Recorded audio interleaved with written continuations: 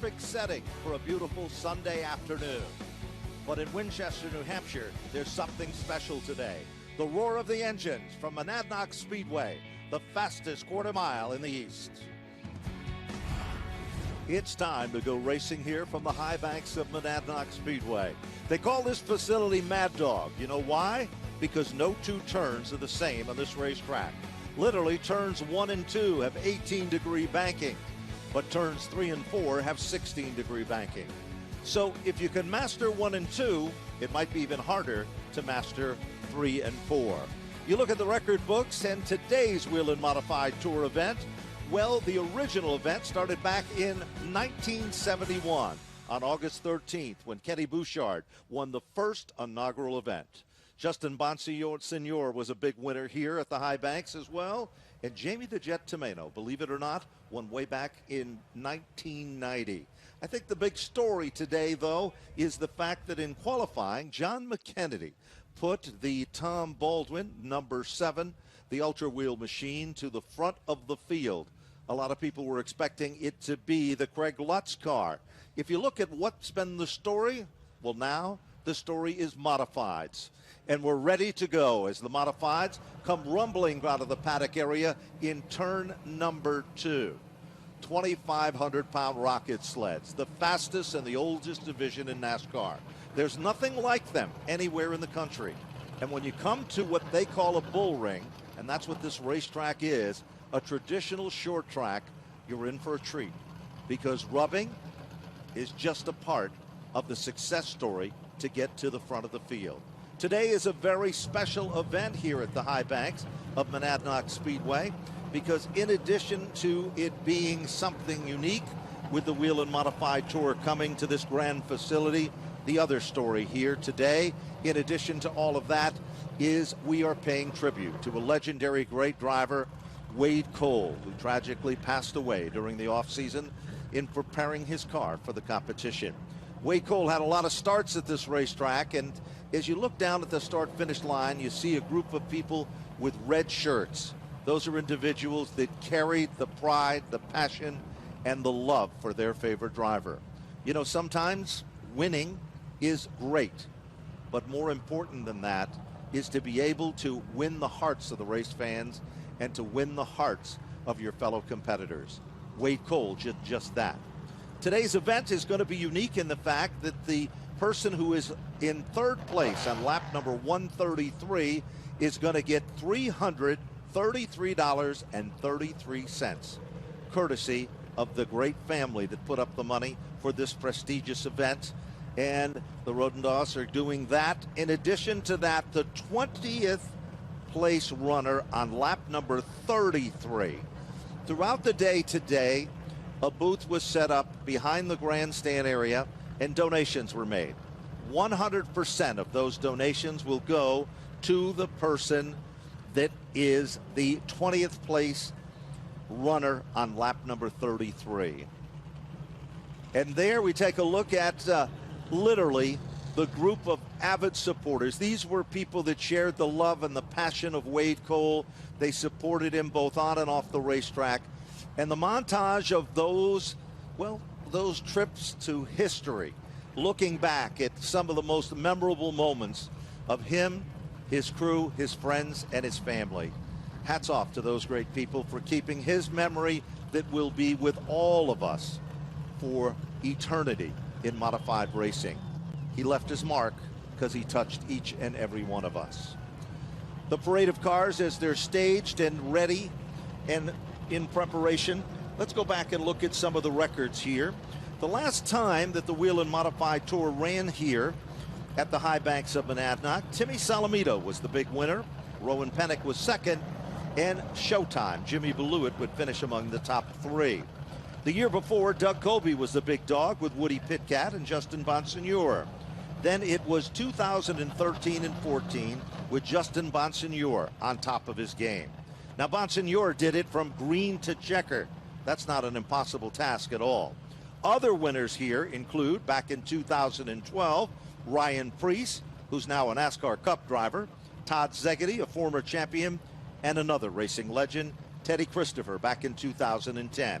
Jamie the Jet Tomeno who had more starts than anyone else in the Whelen Modified Tour, won it in 1990, and the Reggie Ruggiero, back in 1989, with Mike Stefanik, another one of our great fallen heroes, and Jimmy Spencer in 87, and Ken Bouchard back in 1986. You know, this year, because of the COVID situation, the season got off to a very different start than ever before. But when the NASCAR Whelen Modified Tour showed up for event number 1, it was in Jennerstown, Pennsylvania, for the running of the Whelen Modified Tour stop number 1. And Justin Bonsignore and Craig Lutz would finish in second, with John McKennedy in third. Second stop was at White Mountain Raceway Park. Justin Bonsignore, the big winner again. Matt Hirschman was second. Doug Goby was third. They went back to White Mountain, and it was Goby back in winning style. Kyle Bonsignore would finish in the runner-up spot, and Matt Swanson would round out the top 3. The last stop on the Whelen Modified Tour in Jennerstown saw Craig Lutz, the dominant car, Dave Zappienza, and Anthony Nacella putting Danny Watts' race car into the top 3. So that was the story then, as the drivers stage before you. A little bit of chit-chat going on as you see the drivers wearing their masks, social distancing, of course, and wearing a mask is key to everyone to keep everybody safe. That's the NASCAR policy that we all know, and that is the policy of America these days. Keep yourself safe and others around you. Norm Wren and Jeff Zeidema and Wren's family have created a perfect setting. This quarter mile, respected as one of the fastest quarter miles in the country. Dressed up in blue and white, it's what we call the big dance, where one competitor will lead and the rest will follow. Today's Whelen Modified Tour teams and drivers are staging at the right front wheel of their automobile, and at the front of the field will be Wade Cole's car, appropriately as we pay tribute to this legendary driver and keep him in our memory for years to come.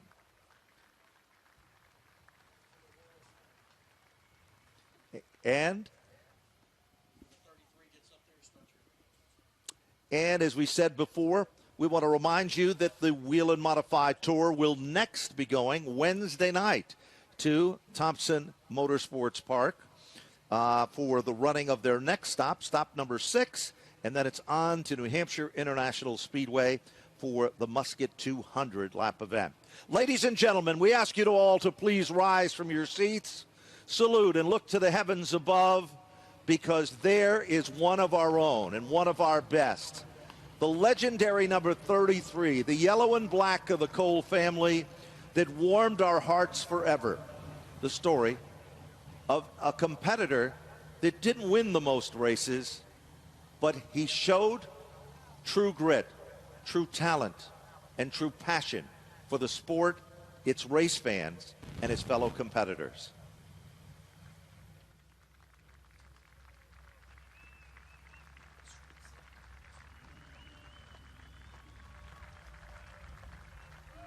Sometimes we salute great drivers, but this driver was more than great. With a big smile and a big heart, Wade Cole literally won the hearts of the race fans. He didn't win a lot of races, but in 371 starts, the 67-year-old driver showed that he was the best. It was the kid story of the little train that could. Wade Cole did more than just that. He will be sadly missed by all of us. Ladies and gentlemen, now direct your attention to turn number 4, as we are proud to present the starting lineup for the Advanced Gas Distributors Wade Cole Memorial. Scheduled to start back in row number 14. In the 28th starting position, the Hudson Speedway. Sunoco Chevrolet, would you welcome from Unionville, Connecticut, it is Gary Byington. 27th starter in the field is a female driver who drives the Pine Knoll Auto Sales Chevrolet. Car number 01. She holds the ranks of being one of the most popular drivers on the Whelen Modified Tour. From Wakefield, New Hampshire, give a round of applause for Melissa Fifield. Starting in position number 26, 13 rows back, flanking the outside. This is an independent runner driving car number 78, the Last Minute Racing Chevrolet out of East Haven, Connecticut. It is Walter Sutcliffe. Inside of the 13th row, car number 56, part of the Catalano Motorsports group from Ontario, New York. She's a rookie, Amy Catalano. Moving now to the 12th row, 24th starter, driving the Johns Tree Removal, Johns Fuel Chevrolet. From Holtzville, New York, the J.P. Fortin, number 34. In the 23rd starting position, after turning some heads in the previous event on the Whelen Modified Tour, he sets behind the wheel of Danny Watts' car, the Horton Avenue Material LLC Chevrolet. From Woburn, Massachusetts, car number 82 for Anthony Nocella. The 11th row will bring us the 22nd starter in the outside lane. Saravello Auto Chevrolet is car number 4. He is a rookie driver from Feeding Hills, Massachusetts, Jeff Gallup. In the 21st starting position, he's a former champion from the Stafford Motor Speedway in the SK Modifieds. The Empower Financial Advisory RP Enterprises, number 50. From Ellington, Connecticut, would you welcome Ronnie Williams. In the 10th row, starting position number 20, it's the Gershaw Recycling Chevrolet. This driver they call the Professor. From Rampsonville, New York, one of the stars of upstate New York, driving at a limited basis, car number 2. The Deuce is Wild for Chuck Hosfeld. In the 19th starting position, it's the Catalano Motorsports Chevrolet. Car number 45 for Timmy Catalano out of Ontario, New York.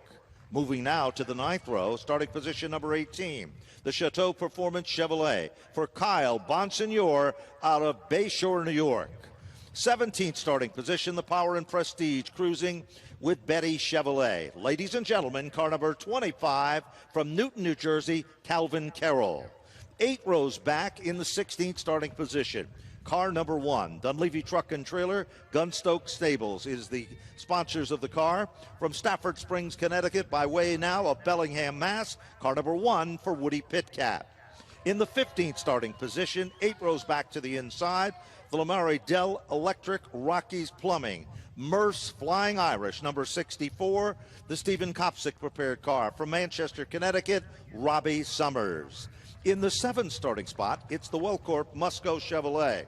This driver, too, is a rookie from Owego, New York, car number 32 for Tyler Ripkema. Scheduling start in lucky starting position number 13. The Central Mass Tree Chevrolet, car number 06. It is Sam Ramo out of Westminster, Mass. Moving now into the 12th starting position, the Gaff Roofing Chevrolet, the pride of Riverhead, Long Island, New York, driving car number 58. Would you welcome Eric Goodale. Talent on the rise, one of the best, starts 11th, driving the USNE SYP All-Phase Chevrolet. From Acton, Massachusetts, ladies and gentlemen, from the 11th starting spot, car number 3, Matt Swanson. Now moving into the top 10. In the 5th row to the outside is car number 75. That's the Dolly's Collision Custom Chevrolet. Ladies and gentlemen, from Lisbon, Connecticut, car number 75 for Chris Pastriak. In the 9th starting spot, after a great run just a week ago, he finished in the runner-up spot, driving the Zappienza Racing Grasso Brother prepared number 36. Ladies and gentlemen, from Riverhead, New York, Dave Zappienza. In the 4th row, starting position number 8, it's the FS Caprari Chevrolet from Ontario, New York, car number 54 for Tommy Catalano. 6 times a charm, 6 times a championship. It's the Phil Moran Mayhew Tool Chevrolet, one of the most talented open-wheel modified drivers in the country. From Milford, Connecticut, starting 7th on the grid, would you welcome Doug Colby.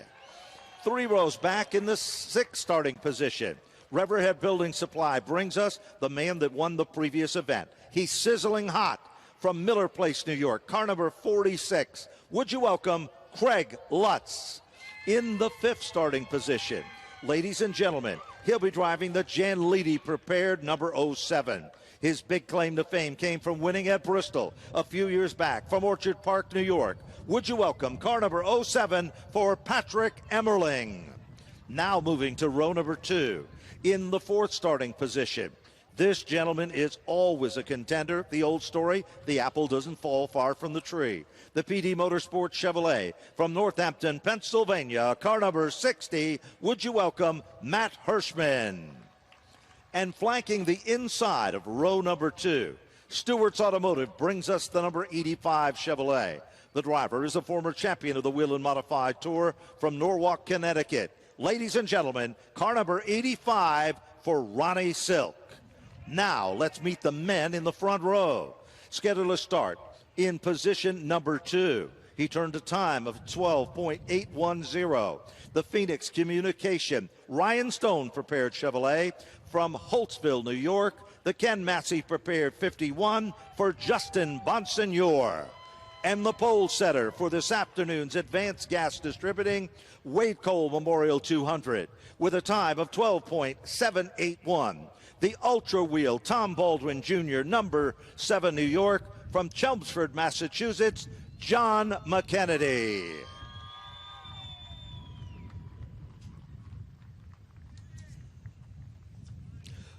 Earlier, we had the opportunity to catch up with John McKennedy about his qualifying run. Yeah, I feel good. You know, it's a lot of seat time on these little tracks. I got a ton of laps at modifieds and with the ISMA Supers on small tracks like this, so definitely fits my driving style. Tommy obviously gave me a great car to practice, some good adjustments, so looking forward to the race and hopefully keep the Ultra Wheel 7NY up to the front. There's no question about it that that automobile was ready to do battle right from the moment that it arrived here in the paddock area here at Monadnock Speedway. The fans are out in full force. You couldn't pick a more perfect afternoon in the heart of New England. Mount Monadnock is the setting, and as we said before, Norm Wren and Jeff Zeidema and the entire staff here of this facility, one of the great legendary short tracks of America. It is going to be a day to remember here at this grand facility. The previous owner, Larry Cirillo and Fred Fufumi, owned the racetrack for 24 years before releasing it to new hands, and they've done amazing things. New grandstands, a camper viewing point behind turns 3 and 4, and all of that is just the beginning. It's the future of short track racing. They called these tracks the bull rings in the old days. But the fact is, if you could run a track like this racetrack or any of the other short tracks, well, guess what? You could run anywhere in the country and be among the fiercest competitors.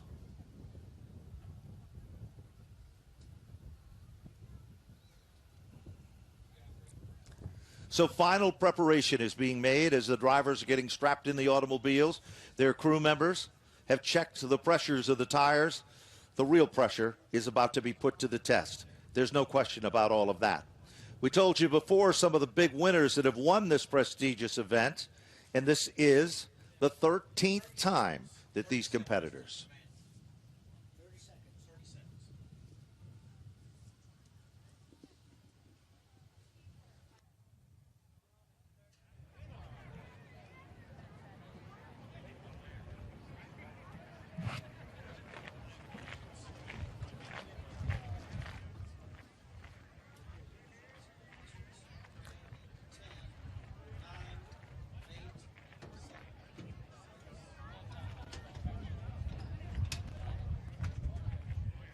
Now for the most famous words in motorsports from the Wade Cole friends and family.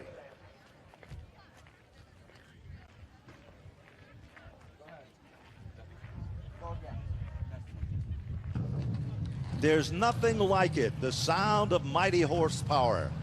The men and women of the NASCAR Whelen Modified Tour. They say that it'll make the ground beneath your feet shake, but there's no question about it. There is something about these particular race cars that make them one of the most exciting divisions in NASCAR. They are the oldest division in NASCAR. And as they fire the engines, they'll pull away from the starting grid in preparation for 200 circuits. You might find it hard to believe, but it's really not. This event has went green to checker before. Not just on one occasion, on a couple of occasions as well. There is Justin Bonsignor, the man that literally was able to pull that off and do that hat trick. He led each and every one of the circuits. Ryan Stone prepares the automobile, and there isn't a more meticulous individual for a crew chief in the paddock area at any racetrack than that young man. So much talent, the diversity. under the direction of Jimmy Wilson, who's been the great leader for the NASCAR Whelen Modified Tour. And there's the friends and family of Wade Cole. Remember, lap number 33, the 20th place car on lap 33 gets all the money that you, the race fans, donated in memory of Wade Cole. And on lap number 133, the third place competitor will receive $333.33. Wade Cole's watching from the beautiful blue sky above, anticipating, as we all are. As the motors are still rumbling, look at the beautiful sky here. Mount Monadnock, beautiful scenic Winchester, New Hampshire. A quaint setting with a rumble today like no other. We talked about this racetrack. Every turn is different. There's no exact way to get around it, they say. It changes as the sun sets, and it changes as the sun rises. 2 by 2, they pull from the starting grid like gladiators, center stage, about to go into an arena to do battle. Only one individual will be the man that has the bragging rights to say that they won the Advanced Gas Distributing Wade Cole Memorial from the high banks of Monadnock Speedway. They call it Mad Dog. It's obvious to see why. Because if you're not set up to get around this quarter mile, you literally could go mad. There's no question about that. With all the colors of the rainbow, 2,600-pound rocket sleds. Hoosier Tire, the official tire of the NASCAR Whelen Modified Tour. Whelen Engineering, first name in light sirens and safety services used throughout the world. A company not far from Monadnock Speedway.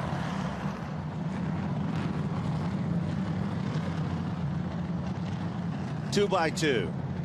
Melissa Fifield's car stops at the start-finish line, checking her steering wheel in the car. We'll look for the Wade Cole car to head back from center stage, and then we'll ask you, the race fans, to join with us.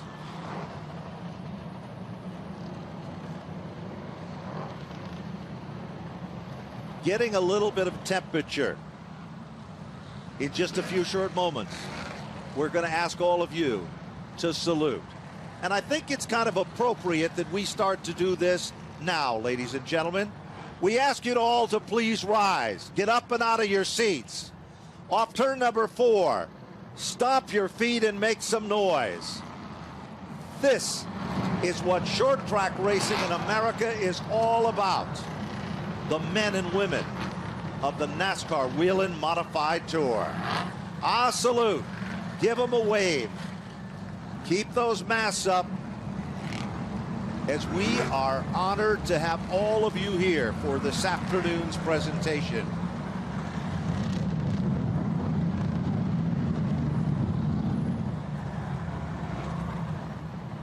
With lights flashing, we've been informed we should be set to go racing in less than 3. The starter with yellow flag in hand from the starter stand. He's telling the Wade Cole machine to head back to the paddock area. We're going racing in 2 laps. You know, they say there's an imaginary line somewhere in the Northeast. Above it, you like full fendered bodied racing. Below it, you like open wheel modified racing. It doesn't matter, because the best of the best is assembled here at the high banks of Monadnock. So as we're set to go racing, row number 1 is John McKennedy from Chelmsford, Mass, with Justin Bonsignor. The second row will be made up of Ron Silk out of Norwalk, Connecticut, and Matt Hirschman Row number 3, Patrick Emmerling and Craig Lutz. The 4th row is Doug Colby, the 6-time champion, and Tommy Catalano. Row number 5, Dave Zappienza and Chris Pastriak. Row 6, Matt Swanson and Eric Goodale. Sammy Ramo and Tyler Ripkema. We're set to go battle. Ladies and gentlemen, off turn number 4. Green, green, green, and we're racing here at the high banks of Monadnock. Bottom of turn 2. It's no questions asked for the leader. John McKennedy told us in a post-race interview that he had a car that was good right from the start, and he's showing just that. Meanwhile, things start to settle in the 2nd, 3rd, and 4th and 5th position. Single file like the point of an arrow. No one is stepping out of line with 2 circuits in. A little further back in the field. Now we're starting to see that Doug Colby moves the number 10 car. Mayhew Corporation, the sponsors previously of the 2 car. During the offseason, Doug Colby purchased the race team, and Phil Moran agreed to turn the wrenches. Now Colby is a driver and owner and a 6-time champion looking for 7. There's the black and neon number 36 of Dave Zappienza. Another great story there. Zappienza, he's not a youngster. He's 50 years of age, and he's deciding that he wants to be a regular runner on the Whelen Modified Tour. And if you don't think he's good, well, you haven't looked at the stats. As last time out, he finished in the runner-up spot. Matt Swanson, the familiar Len Bowler, number 3 car. One of the traditional favorite race teams, the Bowler family.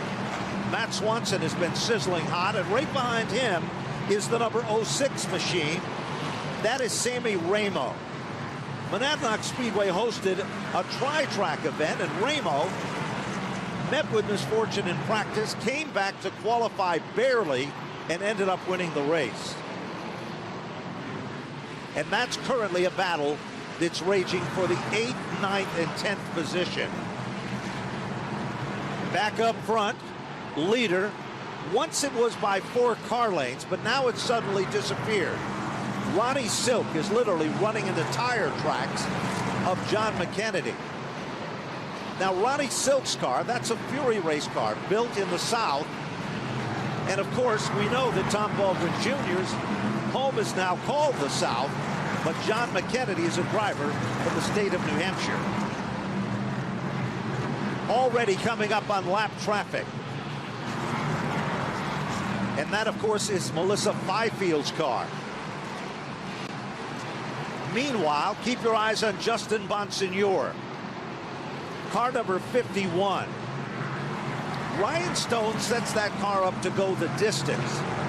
He tells his driver to pace himself at the beginning, save the tires, but when the money is on the table, start to go for it. The margin between 1st and 2nd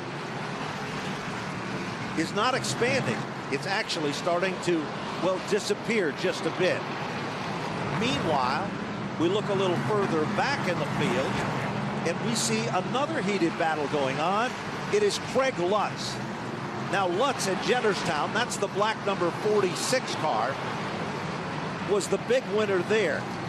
And Lutz has had success here at this particular racetrack. The last time he visited, he ended up winning a race in the final turn of the final lap. Already starting to show some heat and pressure as Lutz is now glued to the back bumper of Justin Bonsignore. Remember, for Bonsignore and Lutz, they both came from the bull rings, tracks like Riverhead Raceway, which is a lot like the Monadnock Speedway. Good battle right there. That's the battle for the 3rd and 4th position. Meanwhile, Doug Colby is back in the 5th spot with the number 10 car. Now, the margin for Colby between him and Lutz is not closing up yet. They work their magic to the outside, the number 34 machine. Of Thornton to the inside. But all of a sudden, Ronnie Silk has closed up. You might say he's knocking on heaven's door. Inside, can't do it. It still remains John McKennedy. McKennedy's car up the hill, brings the car back down, tries to guard the spot. And that cost Ronnie Silk about 2 car lengths on the racetrack. 23 laps are now complete. Lap number 33 is going to be a big bonus lap with money in memory of Wade Cole on the line. And now all of a sudden, Lutz, he seems to get a second wind. Glued to the back bumper. Sutcliffe, the 78 car.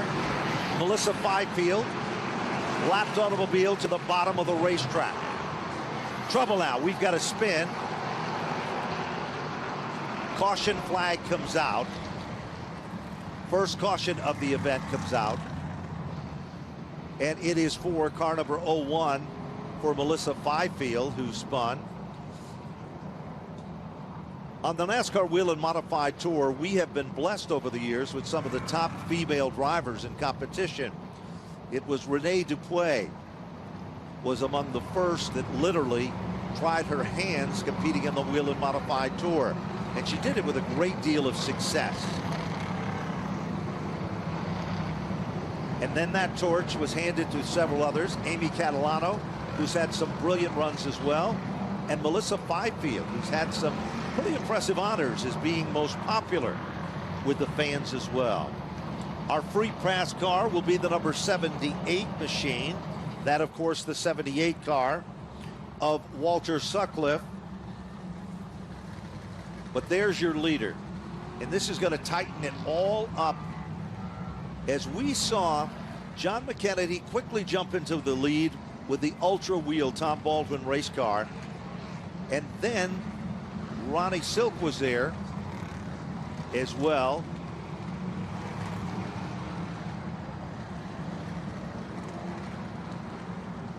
And it looks like we're going to see some pit action. Now, this particular racetrack, it's a little bit different because there is no pit road here, so the competitors can pull alongside the pace car. You're seeing it now, and then they head back into what we call the paddock area. There is a distinctive line that they must conform to get back to that location in the pits and make their adjustments to get back out in the competition here. Let's set the field for you. With 29 laps showing up on the board, Patrick Emmerling is the leader. John McKennedy is second. Ronnie Silk is third. And Patrick Emmerling is in the pit area.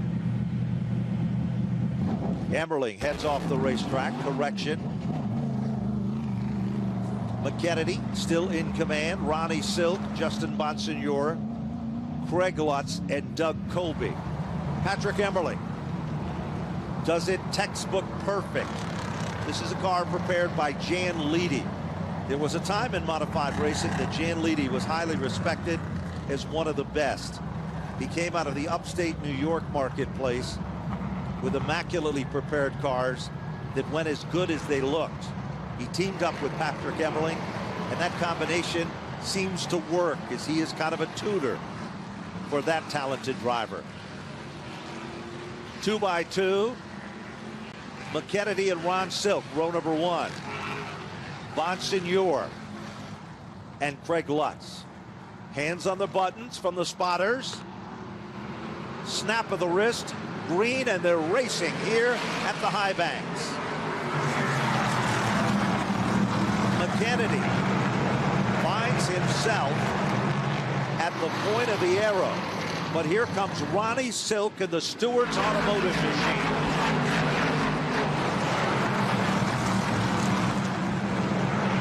McKennedy guards the spot, tight to the bottom of the racetrack. 5 cars, single file, then they're doubled up. Trouble now.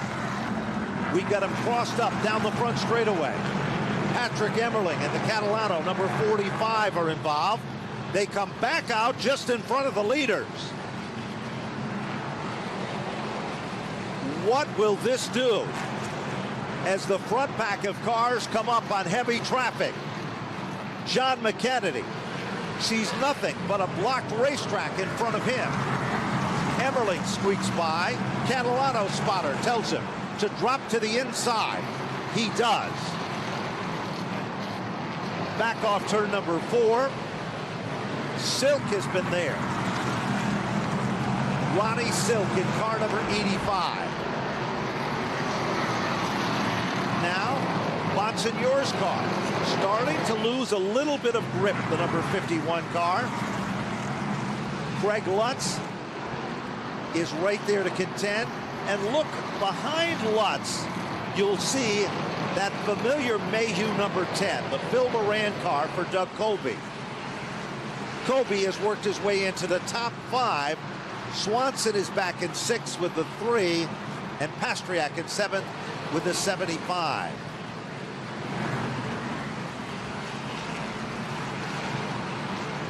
Leader still remains John McKennedy, 40 circuits in. McKennedy has driven a flawless race so far. A little cat and mouse action, like you'd see in a Tom and Jerry cartoon. But the leader still remains McKennedy. Here comes Ronnie Silk. He sunk it in at a ton, caught twice of it, pulled it back into line. Off the turn. Like they were toying with each other, but McKennedy still pulls away. Lap number 33. The 20th place car receiving the bonus money there. All of a sudden off the pace to the bottom of the front straightaway. Melissa Fifield. She comes back out. And almost deja vu, like we saw it a few minutes ago. Believe it or not, John McKennedy is coming back up on Patrick Emmerling's car. Now let's go a little further back in the field. The number 3 machine. Matt Swanson in the 6th spot, trying to hold off Chris Pastriak and Sammy Ramo. That is for the 6th, 7th, and 8th position. And you can see just in front of the 3 car, the Mayhew Tools, number 10 of Doug Colby. The distance between the Greg Lutz machine and Justin Bonsignor, your 3rd place car, is starting to get stronger. Bonsignor is pulling ahead. Melissa Fifield receiving the black consultation flag. Patrick Emmerling drifts up the hill. He gives some room to the leaders. John McKennedy squeaks on by. Sutcliffe is on the inside, and Ronnie Silk just is looking for some clear track with that number 85 car. Backstretch. There's Justin Bonsignor in the Phoenix Ryan Stone number 51 car. He's doing a good job.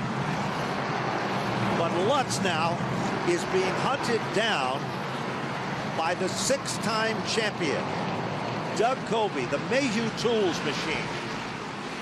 Phil Moran, considered one of the best in the business.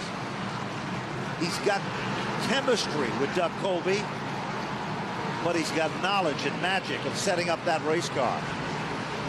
And it's showing 54 circuits now in the record books. Lutz once looked like he was gaining on Justin Bonsignor. And then all of a sudden, that margin started to grow. And Colby, who's literally running in the tire tracks of the Riverhead building, Lutz number 46. Meanwhile, Swanson in the bowler number 3 car, still trying to shake off second generation driver Chris Pastriak. Traffic is always a story on a quarter mile. 58 laps have just clicked off. John McKennedy has led all 58. Ronnie Silk has been in striking distance, close but no cigar. Justin Bonsignor in the 3rd spot. Craig Lutz in 4 and Doug Colby in 5. Back to the front of the field. Every time that Ronnie Silk gets a clear track, he is able to reel in on John McKennedy. Now McKennedy's car, you can see it start to loosen up just a bit. The back end of the race car. Watch him come off the turn. There's a bid for the lead. Lead change. Ronnie Silk moves down low and takes over the lead. First lead change comes on lap 61. Once Silk is in command, he starts to motor away in the Kevin Stewart race car. Craig Lutz is still in a battle for the 4th and the 5th position. And look at that opening that Ronnie Silk has. Dave Zappienza starting to slip back on the outside. Here comes Woody Pitkat, car number 1. And Robbie Summers in the Stephen Kopsick prepared car. The Murphys Flying Angel machine. Meanwhile, right there with that pack of cars is the number 50. The 50 is Ronnie Williams, that is now up to the top 15. Trouble now. We've got a spin. Car 64, Robbie Summers. Summers has had literally a roller coaster season competing on the Whelen Modified Tour. And car number 64, the Fast Track machine. The A-Team car will bring out the second caution of the event. So the story now is who's going to be heading back to the paddock area to make an adjustment. And let's take another look and see if we can figure out the story on car 64. Summers goes into the bottom of turn 3. Little tap to the bumper. Dave Zappienza comes in. Carroll is there.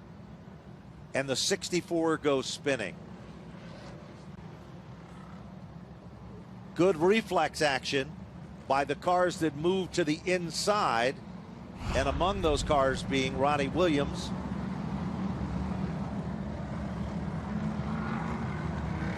So Summers has a long way to go for the back of the pack. We are 69 laps complete in the running of the Advanced Gas Distributors Wade Cole Memorial from the high banks of Monadnock Speedway.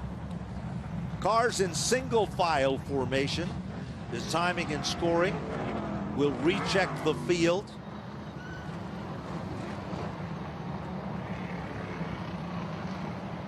And heading into the paddock is the 82 for Anthony Nacella. At the start of the 2020 season, that car was driven by Chase Dowling, one of the young superstars. There's the 82 car getting a round of wedge and adjustment up front of the sway bar. Dowling, who had tremendous success, finished second, won the biggest payday of the Whelen Modified Tour at New Hampshire International Speedway. This year, first 2 events, there's a little thing they call chemistry. And sometimes some teams have it, and sometimes they don't. Okay, we're going to take another look at the 64 situation. Summers comes into the turn. He's good, not a problem. Dave Zappienza is there, and there is a little contact. Carroll's car was involved also as well, and Summers' cars go spinning like a top. We also saw the back end of the 58 machine. That's the Eric Goodale car. Has some sheet metal damage, showing a little of the battle scars that can occur running in a short track event of this type. 72 circuits now complete, and there's the GAF Riverhead Building Supply machine. Nothing more than sheet metal damage. You can see the rear I-beam bumper. Literally, that is a piece of aluminum I-beam, and the rub rails in the back end of that car. But if you look and follow the drivetrain, the wheels are center stage where they're supposed to be, so it's just cosmetic in the Fury chassis car. Patrick Emmerling's number 07. Anthony Nacella, the number 82 machine.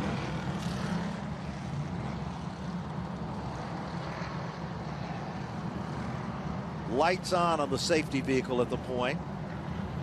These laps count under caution. 2 leaders so far. John McKennedy, who started this event at the point. Ronnie Silk, who started in position number 3. Silk, a former champion. Over the years, Silk had some pretty good runs here at Monadnock. Back in 2010, Silk consistently had finished in the top 3. That was the year that Ted Christopher won, and Eric Rudolph, who went from asphalt back to dirt. And the Stewart brothers, Kevin Stewart and his brother, have a true passion for the sport. From the starter stand, telling him to wind up and double up. We are 75 laps down with 125 laps to go in the Advanced Gas Distributing Wade Cole Memorial 200. On the throttle, Silk takes command. Here comes Justin Bonsignor. Bonsignor moves into the catbird seat. And while that's been happening, John McKennedy drops back to 3rd, and Doug Colby is up to 4 with car number 10. Outside lane is not hooking up at this point. But the bottom of the racetrack is the way to go. Car 45, the Catalano machine, spins for the second time. Gets it fired back up, and we remain under green. Matt Hirschman, car number 60, has moved into the 7th position.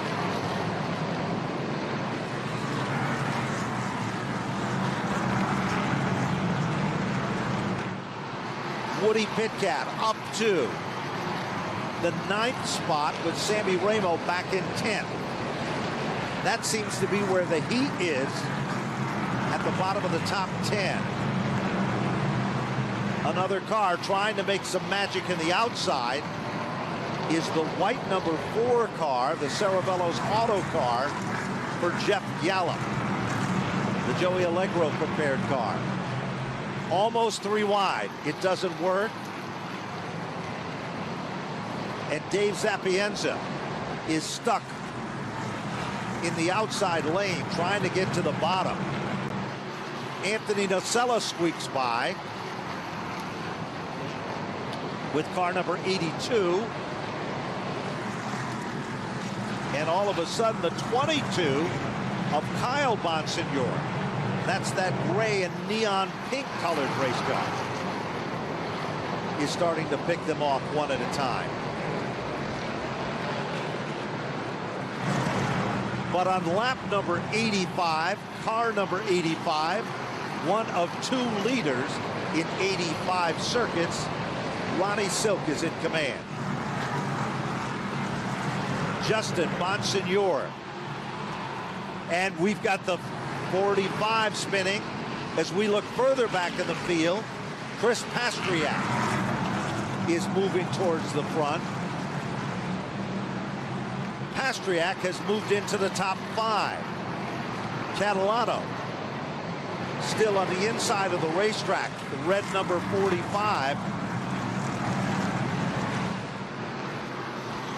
As now Hirschman moves the number 60 car up into the top 6. Great battle going on between the Dolly's number 75. Oh, almost 3 wide. They come off the turn. And car number 48, Craig Lutz. Your 6th place car was all over Pastriak. Hirschman is right there with him. He's running into tire tracks. Hirschman in the number 60 car. Here comes Hirschman making a run for the inside. It doesn't work. While all that's been happening, a little further back in the field, Ronnie Williams, car number 50, is in the 12th spot, pressuring Jeff Gallup, the 4, for the 11th position, as Calvin Carroll has now found a home among the top 10 cars. 94 circuits complete. Ronnie Silk still hitting his marks each and every time by. But Justin Bonsignore, if you look at timing and scoring, the margin between first and second and third, and even third and fourth is about the same.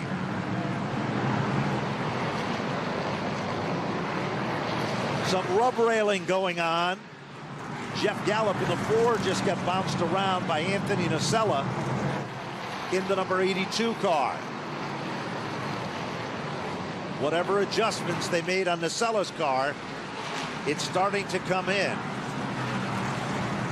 2 laps shy of the halfway marker in the Advanced Gas Distributing 200. Back to the front of the field. Now it's almost like magic. Silk is starting to string it out. Halfway down and halfway to go. They say you save the best for the second half. Well, for Ronnie Silk, the first half looked pretty good. As Silk continues to be the driving force up front, Justin Bonsignore, John McKennedy, and Doug Colby. No change there among the top 4 positions. Here's a bid. Doug Colby puts the Mayhew Tools machine inside of John McKennedy. Colby is going forward. He started 7th on the grid, and now Doug Colby is up to the top 3. John McKennedy not giving up. Side by side. Give the 3rd spot to Colby. McKennedy has to settle for 4. And in 5th and moving in is Chris Pastriak, car number 75.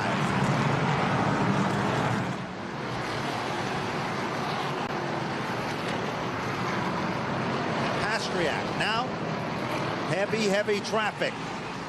Meanwhile, back up front, Silk is your leader. Bonsignore is 2nd. Doug Colby, John McKennedy, and Chris Pastriak. Bid to the bottom. Car number 2, Chuck Hosfeld, driving the Gershaw towing car. He's running at the bottom of the top 20. The Horton machine, car 34, about to go a lap down.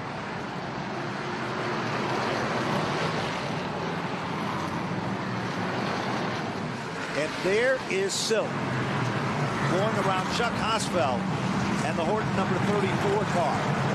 Bonsignor, just like Ron Silk,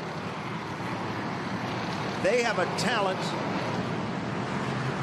of working traffic to their advantage. And once Doug Colby got around John McKennedy, the Mayhew Tools machine is doing just that. It's tooling to the front of the field in fine machine shop style.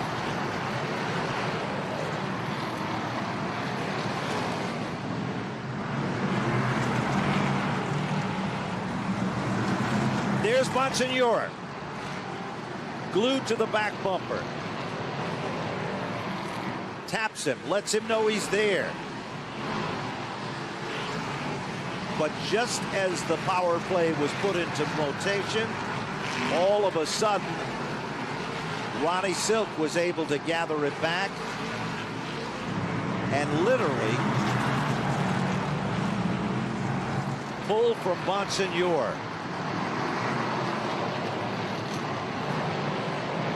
Silk's car, you can see it start to loosen just a bit. Remember, no two turns at this racetrack are the same. And there is literally a bump coming off turn number 2 that makes the cars do completely different things. Little contact there. Bonsignor is hungry. And now you can see the dent to the left rear quarter of Ronnie Silk's race car. That came from the right front wheel of Justin Bonsignor's. Here's heavy traffic. Pick or choose time. Silk takes the high road. Bonsignor follows him through. Patrick Emmerling has been the pick car on several occasions. Silk squeaks on by. Bonsignor becomes the tail that wags the dog. But it is still car number 85. 120 now in the record books. Only 2 leaders. But Justin Bonsignor is right there. Lap after lap. Caution flag is out. We've got a spin. Bottom of the racetrack. 3rd caution of the event. It comes out for Patrick Emmerling, who's just had a roller coaster day in and out of the paddock area as well. So the 3rd caution comes out 122 laps in here in the Advanced Gas Distributing Wade Cole Memorial event. And Ronnie Silk is your leader. Justin Bonsignor is currently in 2nd. Doug Colby is 3rd. John McKennedy is up to 4. Chris Pastriak rounding out the top 5. 6th through 10th position sees Matt Hirschman up to 6. Craig Lutz in 7th. Woody Pitcat in 8th. In the 9th position is Sammy Ramo, and Calvin Carroll turning some heads in the 10th position. Let's take another look at it and see if we can find out exactly what happened. Patrick Emmerling dives to the inside, gets the right front up on the number 4 car of Jeff Gallup, and heading back to the paddock area is the Joey Allegro prepared car. Jeff's dad, Richie Gallup, literally cut his teeth at this facility and was highly respected as one of the best bull ring drivers at both the old Riverside Park Speedway and the Monadnock Speedway in his day. He handed that torch over to his son, who's a recent dad, has twins. There's a look backstage here, and Gianliti and company changing the right front. Remember, that was the tire that rode up on the back of the number 4 car. And work is also going on in the paddock area. We believe that was the 36 machine of Dave Zappienza. Catalano coming out. There is the Zappienza Grasso car. And then the number 3 machine of Matt Swanson. Swanson's got off to a pretty good start this season. Some of the tri-track events. He won a big one at the Star Speedway.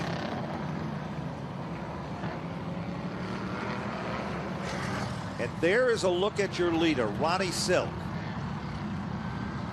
Justin Bonsignore directly behind him. That's the Stewart's Automotive. Fury chassis race cars. LFR. Troyer chassis cars.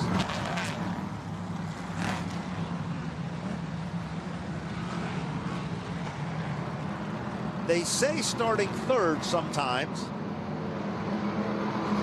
is almost better than starting in the outside of the front row. It's being put to the test as Justin Bonsignore made a bit high. Now he goes low. Close the door. Colby right there. And literally look at the gaggle of cars from 4th on back. We've got another spin. It is the 4 of Jeff Gallup. The C&G surfacing machine. But off turn number 4, here comes the leaders again. And Ronnie Silk is not folding to the pressure.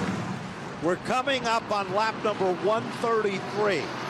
The 3rd place car is going to get $333.33 on the next circuit in memory of Wade Cole. Doug Colby in the Spirit of America car will pick up $333.33. Trouble now on the front straightaway. Robbie Summers spins, gathers it back, and Calvin Carroll. 4th caution of the event, 134 laps into the record books. Lap number 133, the 3rd place runner was Doug Colby, the recipient from the Wade Cole Friends and Family Group. He will receive $333.33. So with 134 and counting, last caution came out for the 64 of Robbie Summers. And we believe it was the Calvin Carroll machine. There is your leader, car number 85. Ronnie Silk. Silk took the lead.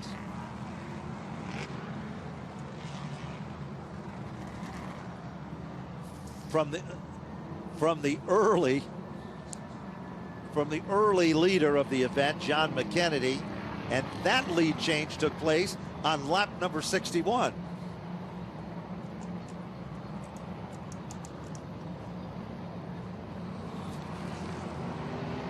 And all of a sudden, we've got some more paddock action going on. Chuck Hosfeld thinks twice of it.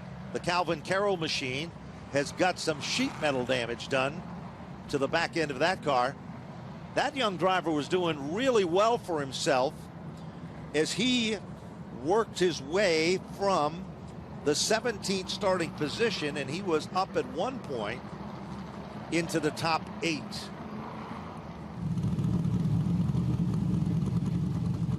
There is the Greg Lutz car. They call him the Lutz Cracker. The Riverhead Building Supply machine comes back out. Now the last stop was at Jennerstown, and Craig Lutz was the winner. Dave Zappienza was second, and Anthony Nacella would finish in the 3rd spot. Car number 30 is also heading back out. Gary Byington in the Hudson Speedway Sunoco Chevrolet. Gary said he dreamed as a youngster about running on a modified tour car, and his first opportunity was given to him by Wade Cole.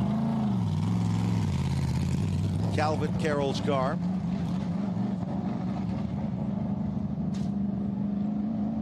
From 17th position, back out, rejoining the field, 138.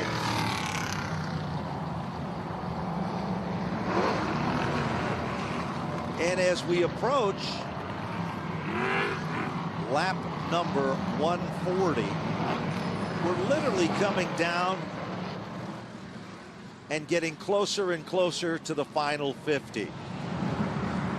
Now, why is that number so important? In the old days, 50 laps was magic on a short track like Monadnock in America. But things have changed. And racing, modified style, is being unleashed off turn 4. The big mover that time was the third place car, but guess what? Robbie Summers' bad luck continues. 5th caution of the event. Summers cuts down a right front tire as car number 64 heads back to the paddock area.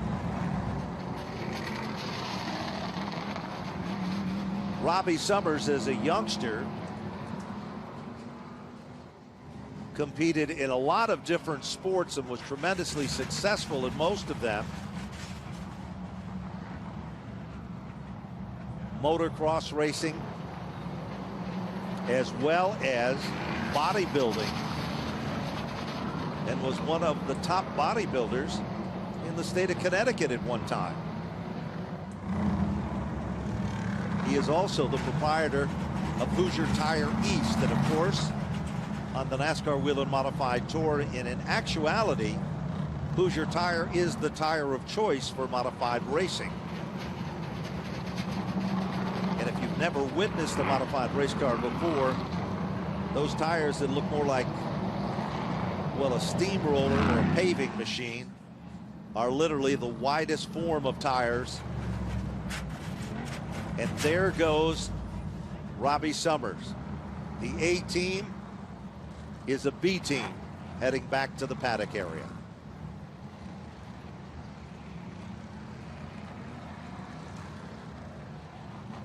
Well, on the last restart,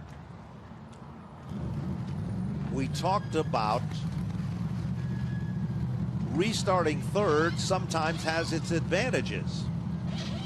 Looking back behind the scenes, Patrick Emmerling is back out.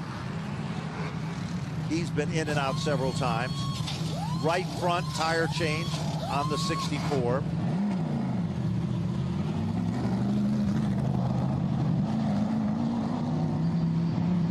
Place your bets now in the high-stake game that we call Whelen Modified Tour Racing. Bonsignor on the outside of Silk. Doug Colby on the bottom. Bonsignor does the crossover. Outside to inside. And while that's been happening, John McKennedy gets a second wind. He goes to the outside lane, but can't make the magic around Doug Colby in the third spot. Here comes Pastriak. Matt Hirschman, Woody Pitcat up to 7th. Kyle Bonsignor up to 8th. Sammy Ramos is in the 9th spot. Pastriak, blue number 75, to the inside, trying to challenge Matt Hirschman. Hirschman stuck on the outside, as now Pastriak solidly moves into the top 5. Trouble now, down the back straightaway, car number 4. Jeff Gallup. 6th caution of the event comes out.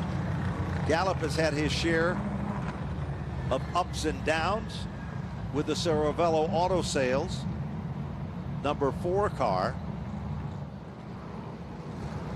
And that was the caution, kind of the straw that broke the camel's back, because as that caution came out, Bonsignor was really in the line of fire. He had the gun loaded and was about to pull the trigger to make an inside move down underneath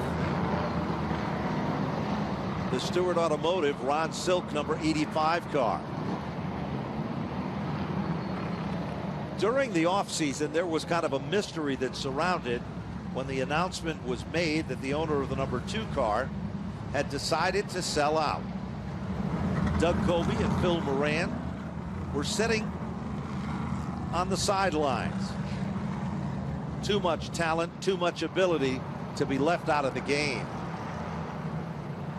So Colby joined forces with Mayhew. Mayhew and Phil Moran and Colby were the names that were synonymous with winning championships and having success on the NASCAR Whelen Modified Tour.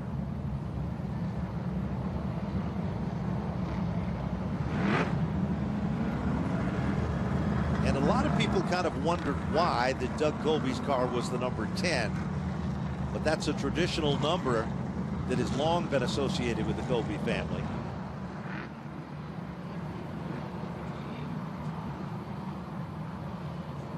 And some folks might be shocked at the fact that Doug Colby is in the real estate business and an individual that flips homes and is very successful and good at everything he does.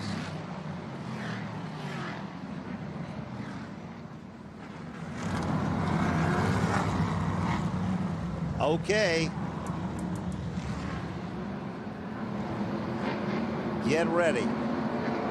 Watch the second row. Bonsignor spins the tires a bit in the outside. Here comes Colby. And every time Bonsignor is able to do that crossover move, he gains about a car length over Doug Colby in the 3rd spot. McKennedy is stuck in the upper lane. Pastriak, blue number 75, to the bottom.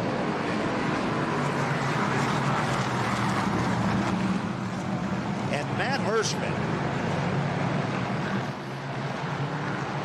he continues to run very, very strong, but he just can't get an opening. 158 now. Complete. Pastriak slips up the racetrack. And the one of Woody Pitcap, the Dunleavys. Trouble now, off the turn. Pastriak goes spinning like a top. Chris Pastriak goes spinning. 7 cautions of the event. And Pastriak has a right front tire down.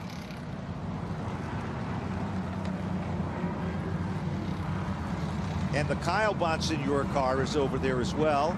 And there is the number 58 machine for Eric Goodale that started 12th on the grid. That car, you thought it had some damage to the back end before. And there's Kyle Bonsignor's number 22 car on the bottom of the racetrack as well. Let's take a look at it and see if we can figure out exactly what happens here. They come off the turn. Pastriak behind Woody Pitcap. It was Hirschman to the inside. Pastriak tried to bring the car down. They came together like 2 cymbals in an orchestra. Here's another look at it. Pastriak comes down just a bit. Hirschman up. Second hit. Kyle Bonsignor after the fact. Pastriak team, the LFR chassis race car. They're working on the rack. That is the mechanism used in the steering. They don't have steering boxes. Those went out with the Indians. So they're working up front on the Pastriak 75. What a good run that Chris Pastriak was having. And it looks like making an adjustment to the toe in the car as well. Chris sets in there in frustration. I'm going to take a second look at it from a different angle. And literally coming off the turn, Pastriak was on the upper groove. And then Hirschman was to the inside. They came together. Kyle Bonsignore got bounced around like a ball in a pinball machine. He was a victim of circumstances. Another look at it, and it all started with those two cars. Pastriak was on the high side. He was trying to come down. Hirschman was trying to hold his lane, drifted up just a bit. No harm, no foul, but the end result, some damaged race cars. And it looks like they've got the toe back in line. The rub rails showing a little worse to the wear. And car number 75 heads back out. You can see the Rob Summers, number 64, is done for the day, along with the number 01 of Melissa Fifield's car.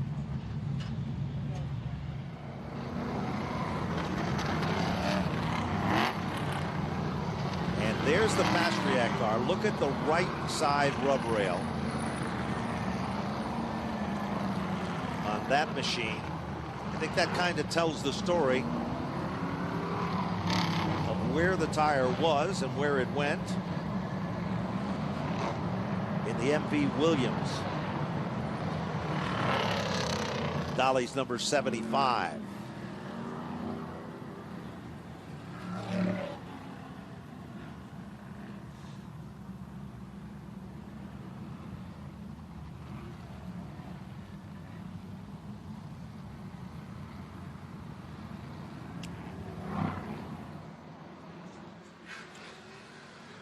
.166 laps are into the record books. Ronnie Silk will make up the front row with Justin Bonsignore, Doug Colby, and John McKennedy. Row number 2. 3 rows back, Woody Pitkat and Matt Hirschman. They wind him up tight off turn number 4. Let the shootout begin.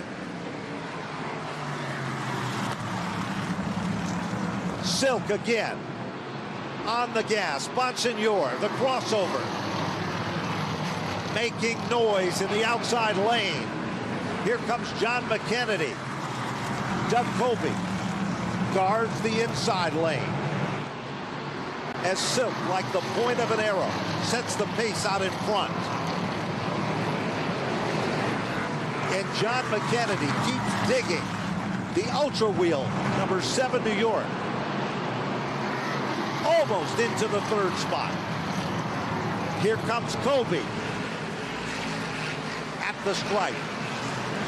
Colby still back in the 3rd spot. Pitkat is there. So is in Hirschman. And moving to the front is Anthony Nacella with car number 82. Doug Colby. McKennedy gets crossed up. He's sideways. Woody Pitkat is there. They are 3 wide off turn number 4. And Anthony Nacella pulls off the Timex timely move of the event. He moves into the top 4. The beginning of this race, that car was in the paddock area. And now it's come to life. And speaking of come to life, here comes Justin Bonsignore. Turn 4 to the bottom of the racetrack. 3rd leader of the event. Justin Bonsignore, crossover. Here comes Ronnie Silk. They cling and they clang off turn number 4. Silk back in command. Bonsignore taps on the back bumper. Lets him know he's there. Bonsignore dives to the inside. Going, gone. Justin Bonsignor is back in command. Silk gives him a shock to the back bumper. Lap traffic just in front of the leaders. 177 circuits complete. Justin Bonsignor started in position number 2. Silk started in the 3rd spot. It's coming down to the wire. If anyone's been saving anything, they've got to show it now. What about the battle now that's raging with Ronnie Williams in the 6th spot as Matt Hirschman becomes his next target. John McKennedy has slipped further back.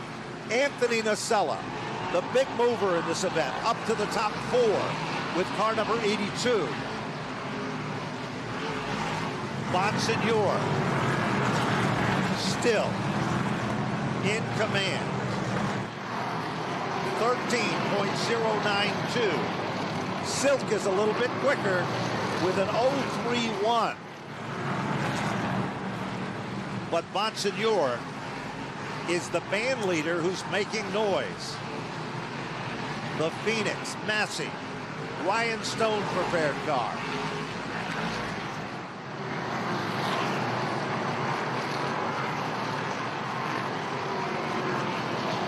And while all of that has been happening,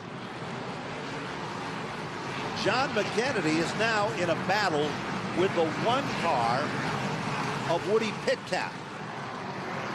That is for the 7th and 8th position. Remember, McKennedy led the first 61 laps of this event. Then Silk took it over.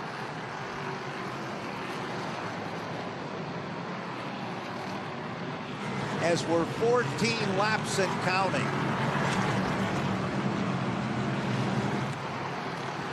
And again, McKennedy tries to work over Pitcat. That's a good battle. And Sammy Ramos with car number 06 is right there in the middle of that action. Once Justin Bonsignor got the lead, he literally expanded it by 0.2. As they come back to the stripe, 10 laps to go.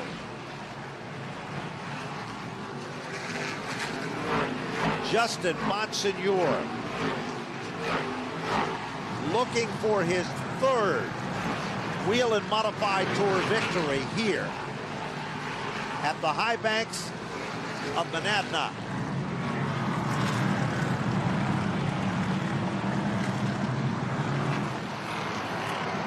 Silk continues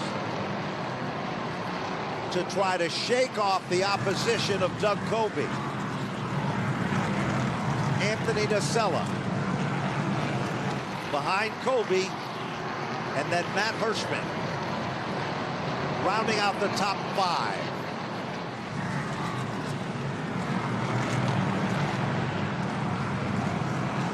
Doug Coby trying to get in striking distance, but there's your leader, the Phoenix number 51. And now all of a sudden, Pastriak and Matt Hirschman. Remember what happened earlier. And oh, interesting situation there. And that works to the advantage of Ronnie Williams as Pastriak scuffed the wall with the right side tires. 4 laps to go.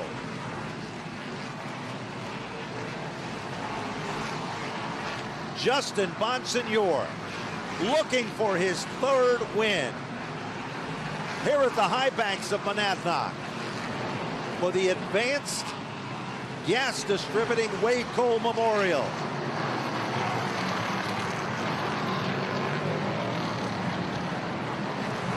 White flag is out. Let's follow him around. Justin Bonsignor. Final time through turn number 3. Off turn number 4. Justin Bonsignor has done it. 3 wins here. In the Whelen Modified Tour, he'll take down the win for the Advanced Gas Distributing 200 from the high banks of Monadnock. Unofficially finishing in second, Ronnie Silk, car number 85. Third position goes to the number 10 of Doug Colby. Anthony Nacella will finish 4th with car number 82. Ronnie Williams will finish in the 5th spot with the number 50. Matt Hirschman is 6th with car number 60. 7th position, the 1 of Woody Pitcat. 8th position, Sammy Ramo. 9th position, John McKennedy. And rounding out the top 10 is Greg Lutz with car number 46. He came, he saw, and he conquered. He won one of his events at Monadnock Speedway from green to checker with no cautions. Today, the number of cautions was 7 cautions, minor spins. But there he goes on his parade lap, the champion of champions. Ryan Stone prepares the automobile for the Massey Group. And there's the Phoenix number 51 with a very familiar sight, the black and whites, checkers and success in the Wade Cole Memorial Advanced Gas Distributors 200.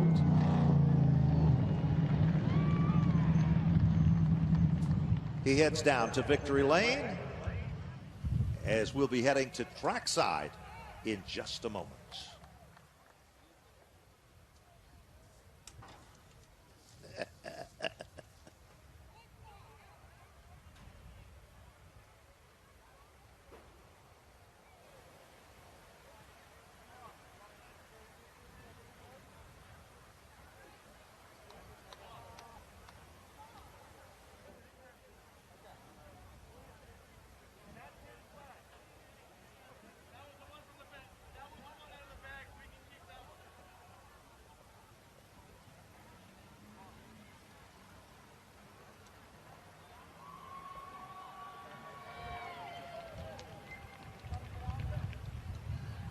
Laps are in the books here at Monadnock Speedway. The number 51 sits in Victory Lane.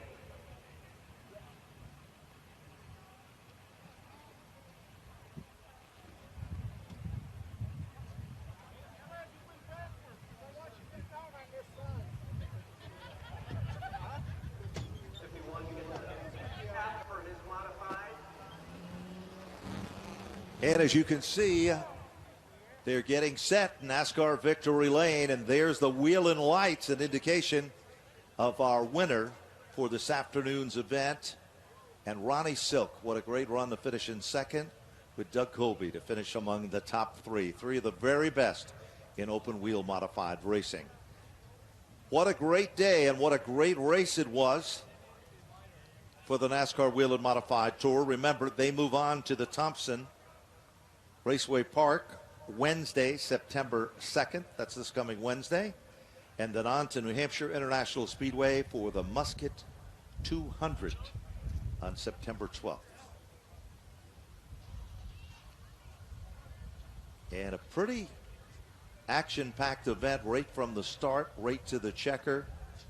Is Bonsignor in the automobile and about ready to get out of the automobile in preparation as we'll meet and greet our top 3 finishers. There is Justin Bonsignor. Whelen Engineering hat on him. The mask as we all practice the importance of wearing a mask and social distancing.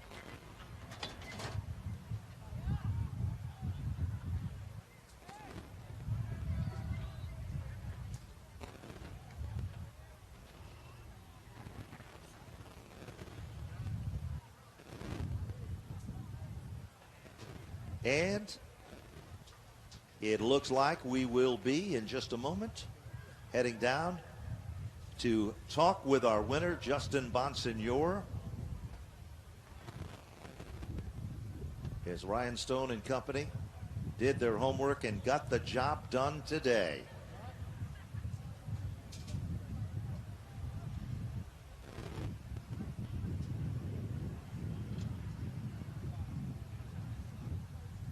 And there we go with the official banner from behind the scenes.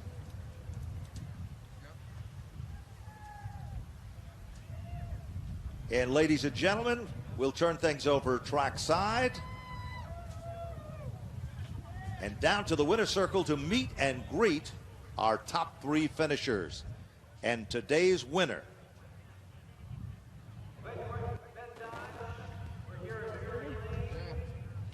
Set up. Whelen Modified Tour back here at Monadnock Speedway. Couple of years getting out of his modified. The 51 driver, Justin Bonsignor.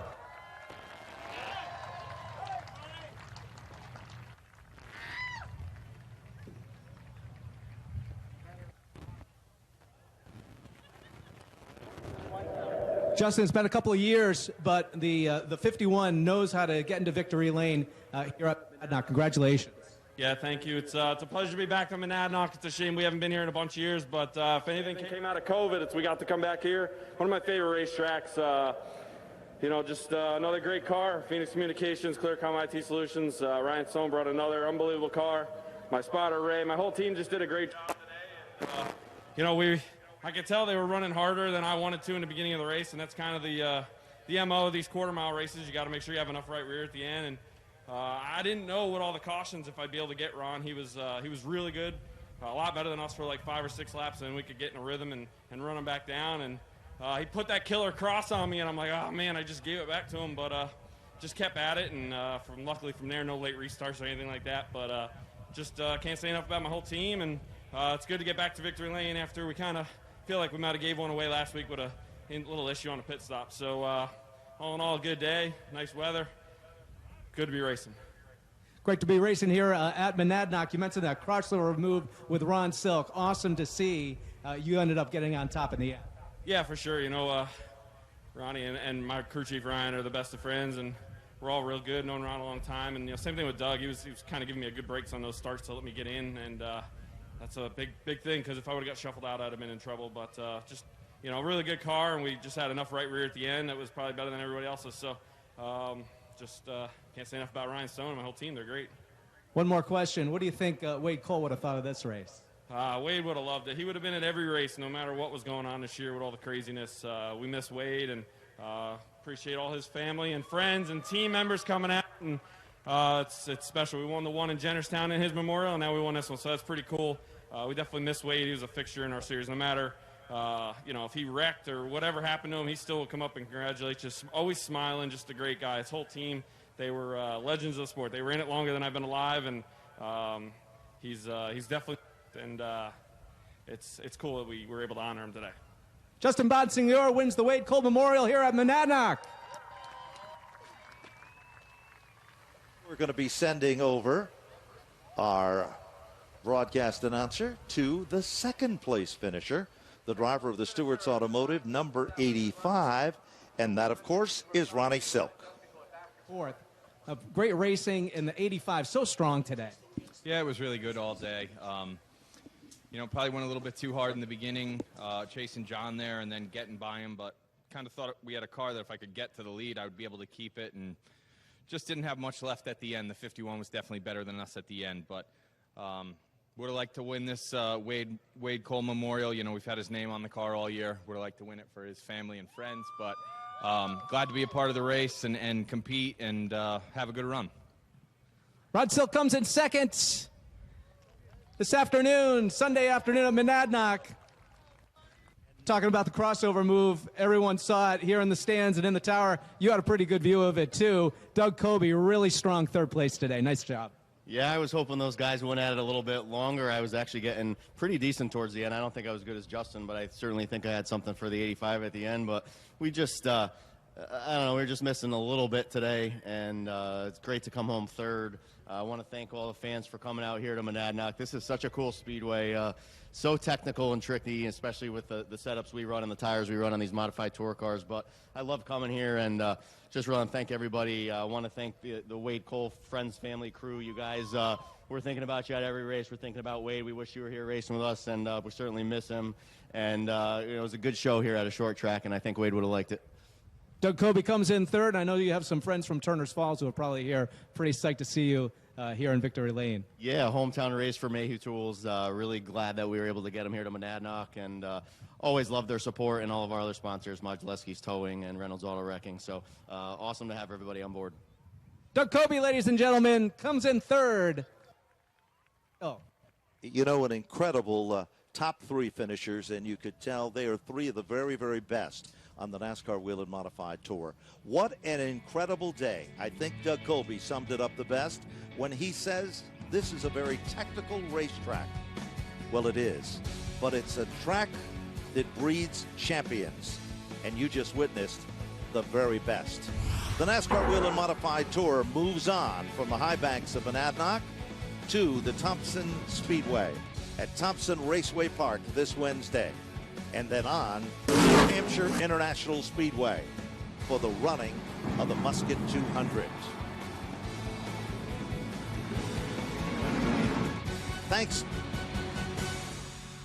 Thanks for joining us, and we'll see you on the next stop of the NASCAR Whelen Modified Tour.